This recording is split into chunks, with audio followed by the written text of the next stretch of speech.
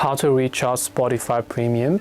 Hey everybody, welcome back to our channel. In today's video, I'm going to guide you through the steps on how you can recharge your Spotify Premium, so make sure to watch the video till the end.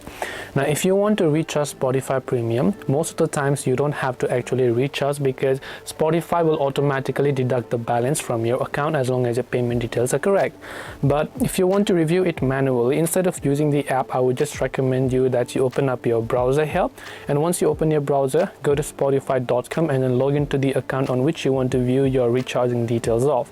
Then once you've done that, tap on the gear icon from the top right hand side, go to this option that says view account, as you can see here, and then once you come to the view account tab, you should be able to see your plan. Right now, in my case, I don't have a premium plan. If you do, you'll find under the payment section if your account is working just fine or not. If it's working, you'll be able to see that it's active. If it's not working, you'll find the option to renew your payment details.